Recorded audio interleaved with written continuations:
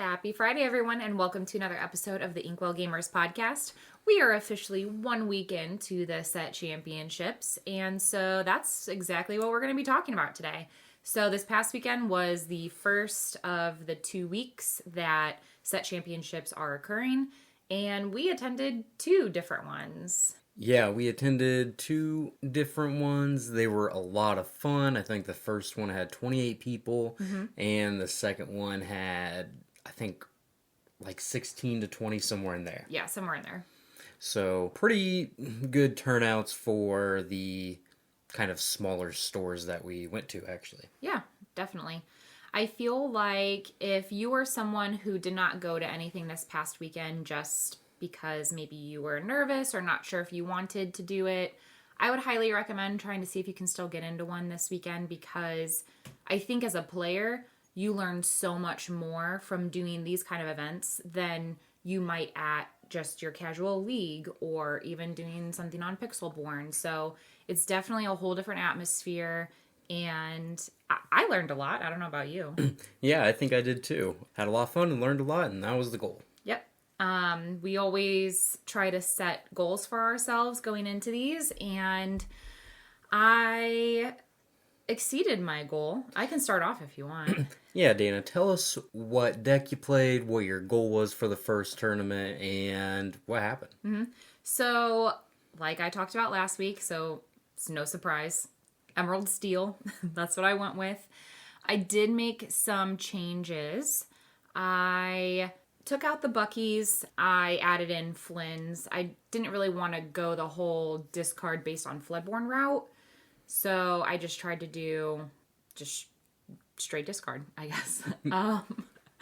I also added in Friar Tuck, which I believe I didn't have last weekend for the pack tournament. So you can correct me if I'm wrong. But I also added in the 6-cost Inkable Robin Hood, that quest for 4. I might have gotten to him once or twice. It was mainly ink, where it was something that if I got to later in the game and I got to play, great. But if I had to ink it, it didn't break my heart as much as it would have if it were to have been like the Shift Robin or the Beast or the Tink. Like, it was something that was higher, impactful, but also not a sad loss if I had to ink it early. It did definitely win you one game that I watched, though, so... I know, I was getting ready to slam a second one down, and they're like, "You got it." So I didn't have to put the second one in, but yeah, made some changes. What about you? What did you bring? I brought Ruby Sapphire. It was my first time playing that deck in a competitive environment. I did not want to play Ruby Amethyst. I still think the deck can definitely win matches, and with it being best 2 out of 3, I think I probably could have brought that and did fine, but I wanted something that was a little more powerful and good against the A Whole New World decks, and Ruby Sapphire is that deck. It's so good against A Whole New World, and yeah, I just crushed every Steel Song player I played, Yeah. so that was awesome. Which I feel like we can take a pause here for a second and talk about just decks in general that we saw. I feel like up until this set, especially, I mean, you had Steel Song and Ruby Amethyst. Those were your pretty dominant decks that we saw competitively. However, now I think we're seeing less of those. I might only see one of each tournament, whereas we're seeing a lot of Steel Emerald, your Ruby Sapphire, and then the Amethyst Emerald. I'm seeing more of those 3 than the former 2. Yeah, I think the metagame is just way more wide open. There are probably 6 decks that someone could bring and win a tournament with. Steel Sapphire, Ruby Sapphire, Ruby Amethyst, Steel Song, and both the Emerald decks, I think, can all just show up and win any given tournament. So I think that's pretty cool. Yeah, absolutely. But we did skip over. How did you do in that first tournament, Dana? Guys, I shocked myself. I went in with, like I talked about last week, low expectations. I just wanted to win a match. I went undefeated in Swiss. I was the number 1 seed going into top 8. And so the last round of Swiss, me and the other undefeated person that was there decided to intentionally draw. But going into top 8, that was the first time I've ever made top 8. That was the first time I ever went undefeated in Swiss. I couldn't believe it. I felt like it was a dream. I was so proud of you. I appreciate that. But I unfortunately lost the first round of top 8 to someone that I had beat earlier in the day, 2-0, and then I had lost to them 0-2. So that was a little heartbreaking because I was one game away from getting a promo, and it was a deck that I already saw that day and I anticipated and I had a game plan, but I honestly feel like the draws were not in my favor. I don't know. I didn't see my Ursulas, and I didn't see any of the damage songs, so I really couldn't like double sing, Let the Storm Rage On, or anything like that. So it was, and they were playing a Emerald Amethyst, so definitely aggro, something that they had low to the ground characters that I could get away with singing, Let the Storm Rage On twice or something like that, and then get their merfolk off. But I did not see those cards, unfortunately. So, and I feel like I mulliganed pretty aggressively. I do feel like if I know what I'm playing, even if I don't, I guess, I have specific cards that I know I want to have in my opening hand. And so when I don't see them, I do mulligan pretty aggressively. So we're talking like 5. I think one time I did like 6 cards, but still didn't see them. So that's unfortunate. But Yeah, that is unfortunate. But I thought from the games that I watched, I thought you played really well. And it was really awesome to see you perform like that. I'm shocked. It was a little difficult on the ride home. And if you're someone that went this past weekend and might not have performed as well as you had wanted, I think I was kind of right in there. Like, obviously I did better than I thought, but once I realized on the way home how well I did and how close I was and how I really did have a shot, that I was extremely frustrated and sad and mad. All of the emotions, big feelings. I told Dalton in the car on the way home, because I thought I was close, but I needed a day to really let it sink in and for me to reflect and think, okay, I set a goal for myself and I met that goal. And so I should be proud that I made that goal. Like, yes, I think in the moment my goal kind of shifted, like, oh my gosh, I could keep going, like I kind of reset my goal. But of course, when I didn't meet that, it was frustrating, but I needed to reflect and say, I did better than I thought, and I should be happy with that. Like, I wasn't going in thinking I was going to win. I wasn't going to go in thinking that I would even get any of the promo prizes. Like, I had that low of an expectation for myself. So at the end of the day, I feel good. I do. I needed a couple days for it to sink in, but I do feel better. We were in the same tournament, and one of us was the number 1 seed going to the top 8, and it was not me. You should feel pretty good about that. Yeah, but you want to tell them how you finished that same tournament? All right, yeah. So we can get into that. I went 3-1-1 in the Swiss. It was pretty much a clean break into top 8. If we all decided to draw, all of us decided to draw except for one match. But those 2 made the top 8 anyway, so it didn't matter. So we all made essentially clean top 8. And I got paired up in my top 8 match against the one deck that I lost to in the Swiss. It was Emerald Steel. And that was the one matchup I really did not. There were 3 Emerald players, and I didn't want to play against any of them because Curse Merfolk is just a menace for Ruby Sapphire to deal with. And of course, I got paired up with them First round, I got pretty lucky, I think. I beat him 2-0. He didn't have any crazy explosive draws or anything like that. The next round, I also won, so I got into the finals to get a play mat. Whew. Yeah. And then I lost to the same person that Dana lost to in the top 8. Wah, wah. Yeah, it was Emerald Amethyst. I won the first game, so I had pretty high hopes. And then, yeah, they just got me the next two, just a little too aggressive. And I'm gonna have to try to figure out how build my deck better for that matchup. And I'll probably talk about that a little bit later. But yeah, so I got second, got the promo, got the second place mat. Okay, don't say it like that, Dalton. Well, Be proud. Okay, you were here. It was a theme. Here he was in the car telling me that I should be proud of myself, even though I was very frustrated. He was like, "You make top 8, you should be proud."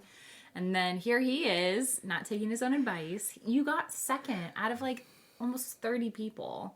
So, again, be proud of yourself. That's awesome. You got a mat, you got a promo. Yeah, I am proud of myself because it was my first time playing that deck, and I think I piloted it relatively well.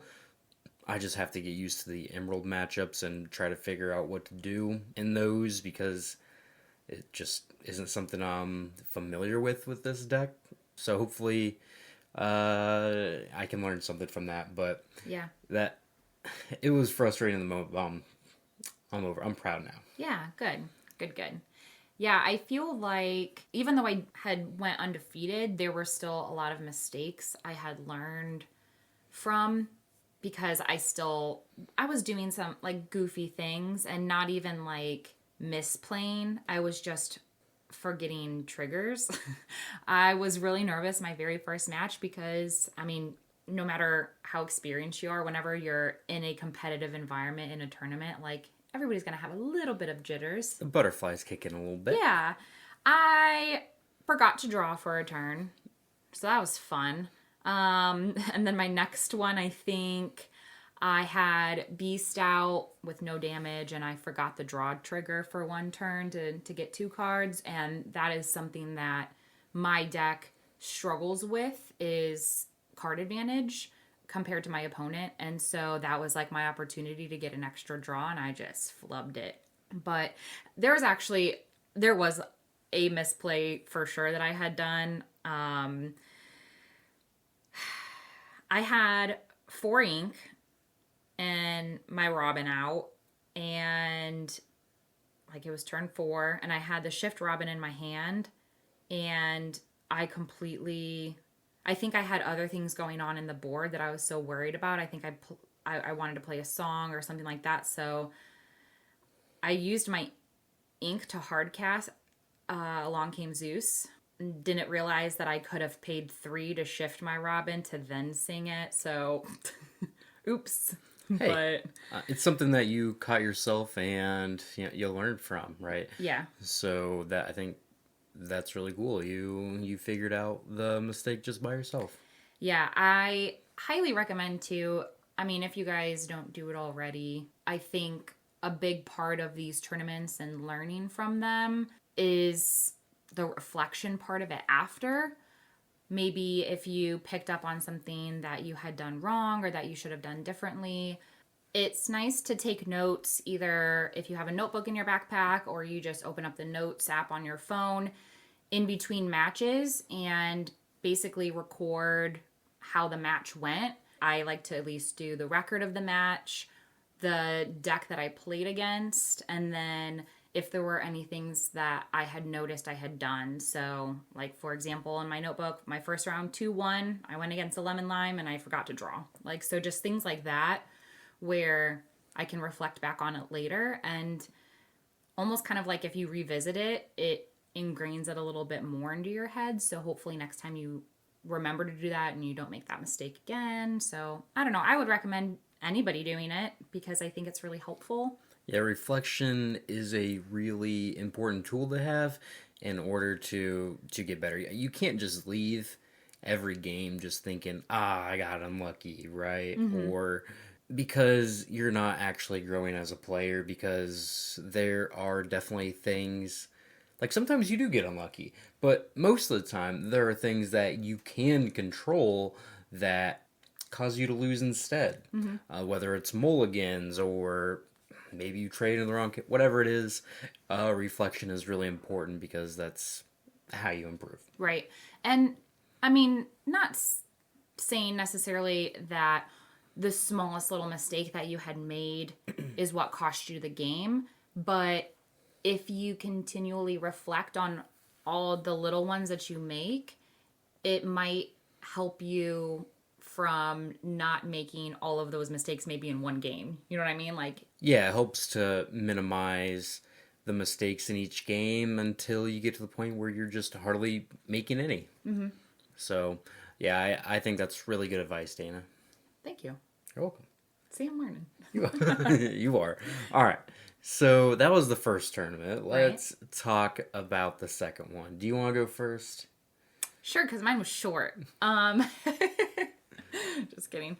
Yeah, I didn't do as well the second day as I had done the prior day, and I don't know if it was that, like, I was present and in the moment, but I feel like I wasn't laser focused as I was the day before, and I don't know if I was just maybe a little burned out mentally from the day before, but I think if anything, it was a good test for when we go to like larger events that are 2 days. Not saying I'm making it to second day of Atlanta or anything, but in case I do, it's just like good practice for doing Lorcana 2 days in a row, all day, every day, you know. But yeah, I won my first match 2-1 against an Emerald Amethyst. And then I saw a deck I wasn't anticipating. It was a hyper aggro, kind of low to the ground, evasive, high questing characters. It was a Emerald Ruby, and they were playing the Simba that quests for 3, and they even had the Ruby Peter Pan in there, but I unfortunately didn't see, again, I felt like I saw Ursula a lot the day before, with the exception of my last match. I was able to double sing a lot with Ursula the day before, but I felt like on Sunday she was just never there. And neither were my songs either. So it kind of sucked, because if I were to have just had Ursula out there and then got Let the Storm Rage on or something, I would have been able to slow them down significantly, and I was not able to do that. So that kind of sucked. I did not expect that deck at all, to be honest. And it went by very fast. Took it to game 3, though. They won the first one, which because I got caught off guard. And then I had a little bit better of a plan for game 2. Was able to pull that one out. And then game 3, I was off by a turn. Like, I would have won that next turn, but unfortunately I just didn't have anything, so that sucked. And then my games 3 and 4, I actually played against 2 people that were from our LGS, and we all made a trip down. It was like an hour and a half drive to this tournament.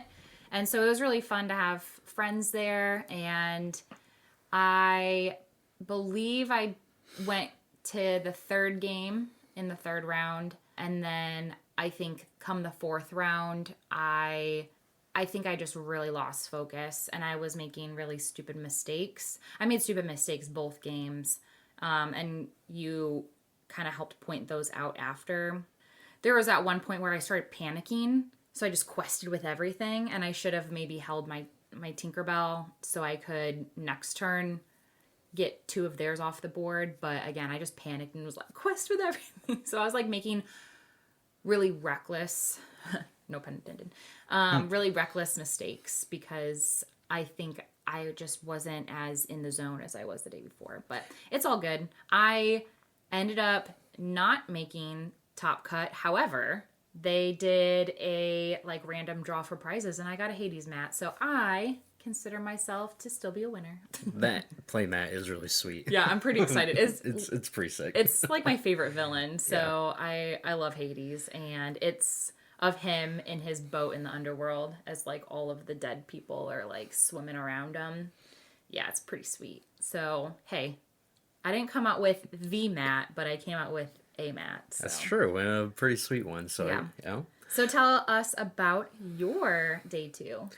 All right, so I went undefeated in Swiss. I didn't lose a game. I played the first 3 rounds, then just drew into the top 4 with the person that Dana lost to in the second round. He was also undefeated. So first round I played against Steel's Song. That is kind of like my best matchup, especially if they're not playing flutes, which they weren't. So just played one Be Prepared. I don't know. I won that match pretty easily. Next one was against Ruby Steel, like Floodborne Control. This is one of our friends that Dana played the next round. Yeah. Funny how he drove an hour and a half and we all played each other. Just played each other, yeah. I think just Ruby Sapphire is just good against any steel deck, and he was playing Whole New World, which Sapphire is good against the Whole New World deck. So I won that one 2-0. His deck was more anti-aggro, I think, so like none of his cards really did anything to.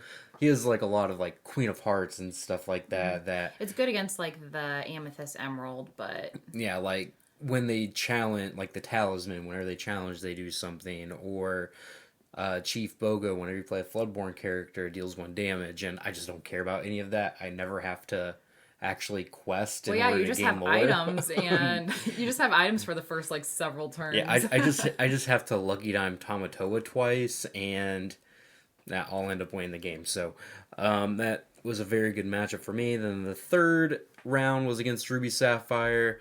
The mirror he was playing, I mean, his deck was a lot different than mine.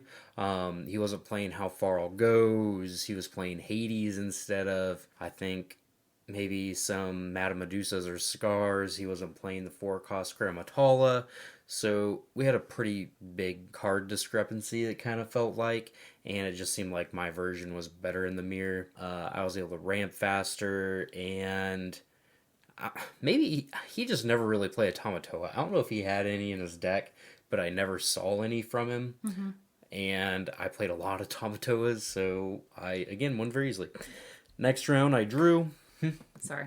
I was going to say, you do your thing where you, like, you don't actually do anything for almost the entire game, and then when your opponent thinks that they have it in the bag, then you just, like, come out of nowhere. You're like, I thought you literally... I was not threatened by you the entire time. So, like, that's how you like to play Magic, too, according to our friends. Yeah. That is how I like to play Magic, guys. Fly under the radar, you know? But don't let, especially multiplayer Commander games where they don't see you as a threat, and then you just win because they don't see you as a threat. You're very persuasive, too. Like, why me? I'm not doing anything. And they're like, yeah, you're right. And then they... then they attack the other person. Yeah, that's the goal. That's the move. It's quite annoying. All right, so back to the top 4 cut. I played against the Steel Song deck that I played in the first round. Again, won 2-0. So I'm feeling pretty good. Haven't lost a game yet. And then I get paired into the Nightmare matchup again. That is Emerald Amethyst, the deck that I lost to the day before. Yeah. And... were you having PTSD? I was a little bit, because you know what happened? I won the first game. Yeah. And... like, it was a pretty close game, but I was able to pull it out, and then I dropped the next 2 just the same way it happened the day before. I think I made one pretty glaring mistake. It turned out to be a glaring mistake. I don't actually know if it was at the moment. I could have played Maui to challenge their Queen of Hearts, and I didn't. Instead, I wanted to use more ink that turn and play Grammatala and How Far I'll Go. Mm-hmm. I wanted to use all 8 of my ink instead of just 5 of the 8, because I was kind of looking for a Be Prepared as well. And what happened on their turn, they drew Bibbidi Bobbidi Boo, played a goat, double sing Bibbidi Bobbidi Boo on their goat, gained like 5 or 6 lore, however much that is. It was absolutely bonkers to watch in person. Just gained a ton of lore, just kind of out of nowhere, and that made it so like, if I had that one extra turn, based on how the game played out, I think I would have won, but I didn't. So, yeah, that was unfortunate. And then he told me after he drew Bibbidi Bobbidi Boo that turn, so just to add a little... not the top deck. just to add a little salt on the wound. So, yeah, Emerald decks are kind of a glaring weakness for this deck. It's tough because people like to play Queen of Hearts against the Emerald decks, but that card, like the 2-cost Rush, is just so bad, Mm-hmm. honestly. Like, it doesn't take out their more important characters like Ursula. Yeah, you quest it into a Merfolk or whatever, but then you're down 2 cards because you have to actually had to play the Queen of Hearts instead of inking it. Then you have to discard from the Merfolk. I don't know. It just does not do what you want. And sometimes if you're in the play, you just play it on turn 2 and then they just don't quest with the Merfolk until they get a Prince John, or they sing Let the Storm Rage On and kill it so you don't even get the quest with it, or they kick Cloud Kicker back to your hand so they get the tempo. So yeah, that card is just not very good, and it's supposed to be the card that helps you beat those decks Mm-hmm. in the early turns. So, but it doesn't. Mm-hmm. It does not from my So experience. have you, I know that we've had some time since that to think back on it, and I know you did a lot of research on the app, looking at all the cards that you could put in it on the way home. Did you find anything that you feel like could be a good replacement for it? I have two theories I wanna try. Okay. So the first one is taking out the 2 Queen of Hearts and the 2 Judy Hops, because Judy is fine, but normally it's just like banishing your popsicle, then you draw a card and it's okay, but it's not super high impact. Mm-hmm. So taking out the 2 of each of those I have, and taking out Develop Your Brains. I think Develop Your Brains really good, but I'm really not sure what else to take out. So I kind of want to take out those as well. Mm-hmm. And then playing Flounder, the 1 cost, Yeah. and the 2 cost Grammatala. So the logic behind Flounder is that you still have a cheap character that can pressure the Merfolk and Flynn Rider, Mm-hmm. but you don't have to take turn 2 off when you would rather be playing 1 jump ahead on turn 2 anyway. Mm-hmm. So you can still play something on turn 1 that impacts the board, but then 1 jump ahead on turn 2 and ramp into like Grammatala or something like that. Yeah. And then the reason why I thought about the 2 cost Grammatala is because that one also does pressure Curse Merfolk, but then once it gets banished, you don't lose that card. It just becomes an ink. Right. So I feel like maybe having those two combined, maybe I don't need all 8 of them, but having those two combined might make the aggro matchups a little bit more tolerable. And in most other matches, they're just ink, and that's fine too. Yeah. I mean, Grammatala would be great to, like you said, deal with the Cursed Merfolk, maybe the Flynn. And then if you happen to have an item in your hand, and like you could challenge with the Grammatala, she goes to your Inkwell. But if you have to discard, you could always discard an item, because when you get Tamatoa out and running, then every time you quest, you can just search for it and get it back anyway. Yeah, and that's actually kind of what happens a lot, is somehow I mulligan my hands and then I have like a lucky diamond in my hand. I'm like, this is the worst card in the matchup. So I have to always discard that to challenge one of these characters, but that's okay because I know Tamatoa is going to get it back later at some point if I make it to that point. Yeah. So that is one route I'm kind of intrigued by. Mm-hmm. Just taking turn 2 off to play the Queen of Hearts when you have 1 jump ahead in your hand just does not feel really good. Like you always just want to ramp on 2 if you have 1 jump ahead. So that's something I'm going to try. And then the other thing, I'm bringing back some set 1 cards. I'm thinking Ooh. about it. Yeah. The Aladdin Shift package.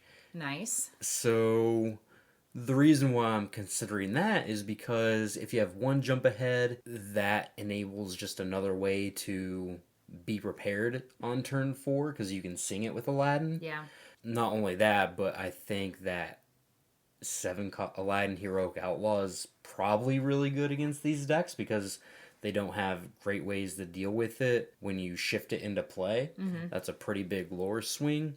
And I think if I add another Shield of Virtue, I can get a little more mileage out of Aladdin by letting him challenge more than once in a turn. Yeah. So I know 3 cost Aladdin's terrible. just not a very good card, but maybe maybe that one lore that it takes away from the opponent can kind of slow him down a little bit. Yeah. It can threaten a Flynn and curse Merfolk as well, but really I'm just trying to get Shift Aladdin out there because I think it's probably reasonably good in the matchup, and if I need to sing Be Prepared, it can do that on turn 4 or 5 as well. Just another way to get Be Prepared out early. Yeah. Going back to the deck that you used this past weekend, you had How Far I'll Go in there. Mm-hmm. I feel like I had watched you use it quite a bit, so I assume that you're happy with that addition. Because that was something you didn't have last weekend for the pack tournament, right? Well, I played Ruby Amethyst for that tournament. Oh, yeah, that's right. I'm sorry. But yeah, right after the pack tournament, I built a version for our league of Ruby Sapphire, and I put How Far I'll Go in there just to see. And at league, it performed really well, but I still wasn't sure if I was really confident in it. And I started playing on Pixelborn and playing Grammatala, the 4 cost, and then singing How Far I'll Go turned out to be really good. Just actually hard casting How Far I'll Go is really not bad either, because you get the ramp and then you get the card advantage as well. So I think that one has performed a little bit above expectations.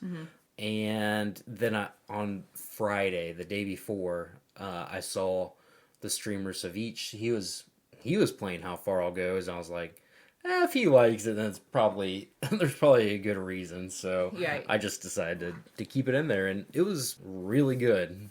And, okay, so another thing that I noticed that you had in your deck, too, is you splashed in one of the Scar Vicious Cheaters. I feel like when I watched you, you had used that quite successfully against the aggro decks because, I mean, I'm going to say ours because, well, I guess I'm more mid-rangey, but nonetheless, the Emerald characters, whether it's an Emerald Steel or Emerald Amethyst, we don't really have much power to us, and so it's nice to just slam that in there, and then you could pretty much wipe their board because he's pretty big, and you could probably get two or three challenges in one turn off of them. So do you like that you put him in there? Do you like the fact that you just had one? Did you wish that you had more? I've contemplated this. I think I might want a second one. I think he is really good, and because you have popsicles in your deck anyway that just kind of heal it, that means he can just keep challenging even more characters because he heals too. So, or the popsicle heals too. So you can mess up a lot of boards, and then you still have this character in play that is actually good at challenging locations. I mean, something that's pretty common is that you kill one or two of their characters, and then you get a challenge the location that they have in play and take that out as well. Yeah. And just having another rush character that impacts the Queen's Castle or McDuck Manors, and that can also function really just as a fifth Be Prepared. It felt really good. The only time it didn't feel good is when I had that instead of a Be Prepared one round, because I had to challenge a Curse Merfolk and a Flynn Rider in the same turn. I had to discard a bunch of cards. It's like, man, if I just had one of my 4 Be Prepared instead.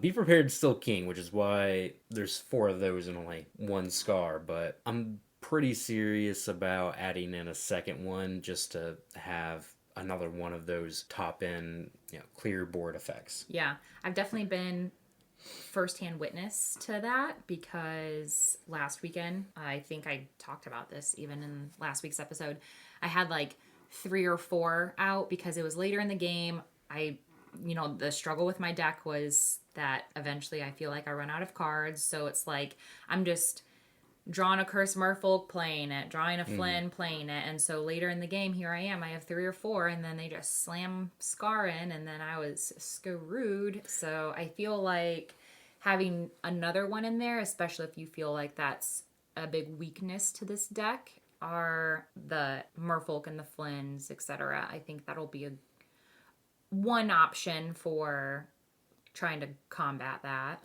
Yeah, and the really powerful thing about Scar is that you can just play him even when your opponent doesn't have anything because he just quests for 2 and then they have to answer this thing.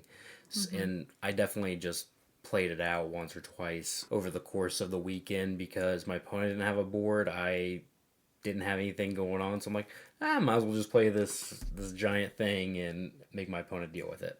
Yeah. So Scar is really good. I kind of want a second one. So yeah, that's also something I'm going to be looking into. And I'm probably going to lean that direction because even though I want to test the Aladdin stuff, I don't have high hopes that that's actually going to be any good. Well, that's why we have Pixelborn, I guess. Yep, is no harm, no foul. Yep, that's why we're going to try it out. But yeah, my hopes on that one are not very high, although I love Aladdin.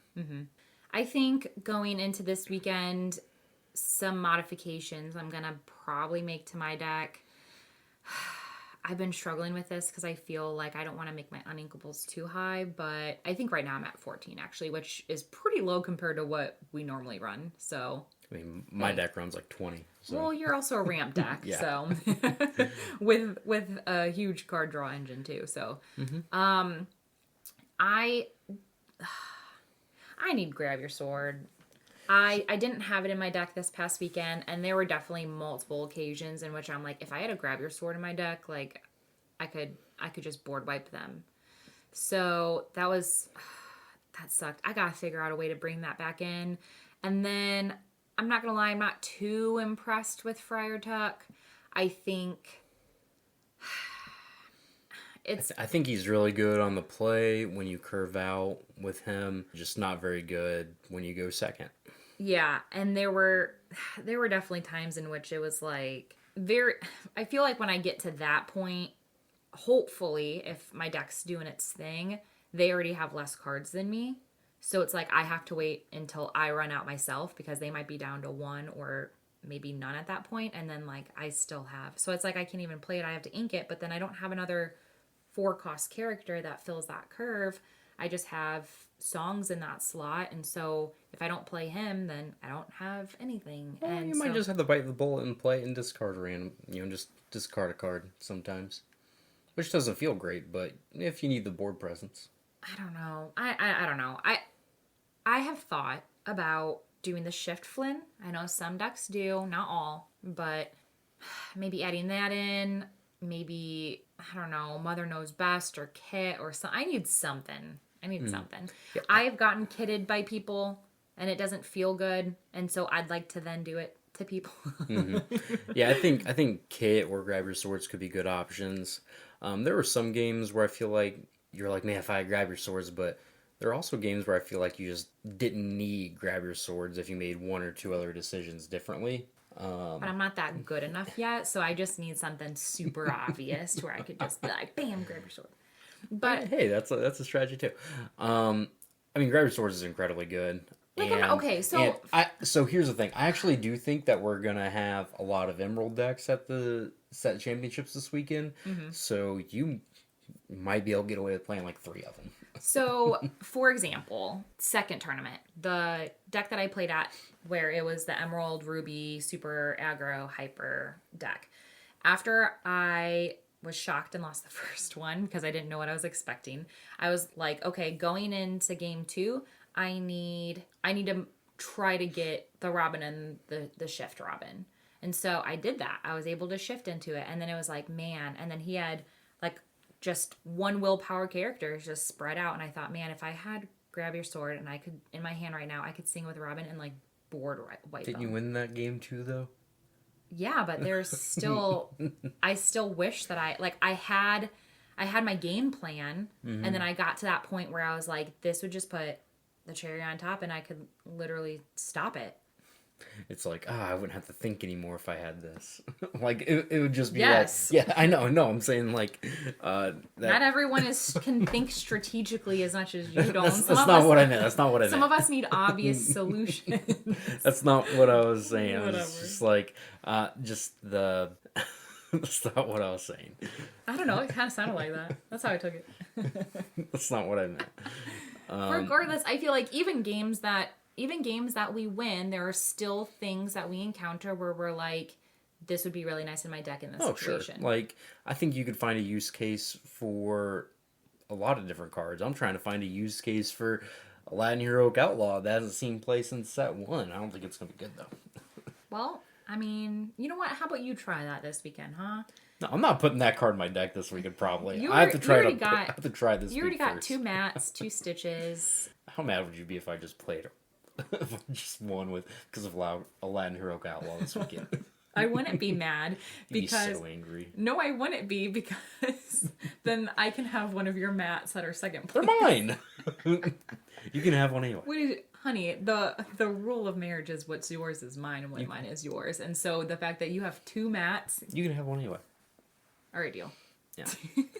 But on a serious note, I think we are going to see some Emerald decks this weekend and probably some Steel Song. So I would say just grab your swords anyway. I think a lot of people at the second tournament we went to said they were coming up and they were playing some aggro decks. Mm-hmm. And I think some people from the first tournament that we went to are also coming. So a lot of repeaters. And they were playing some aggro decks. So I might not actually play Ruby Sapphire this weekend because it's not good against aggro. On a real note, I would play Ruby Steel if we had 2 copies of all the Steel Sapphire if I had all the copies of the Steel cards. If we had double copies. I mean, is there how much of a crossover? Because you're gonna probably be doing some Cindy's, I guess I wouldn't play. I would do the Robin Hoods and the Beasts, and the Tinks. and the Tinks. Yeah. But we don't have double copies of that, so it's. But I'll just stick with this and try to figure out if I can make it a little bit better. Right? Did I use that right? You did. Yes. See if I can tag it against aggro. I don't know.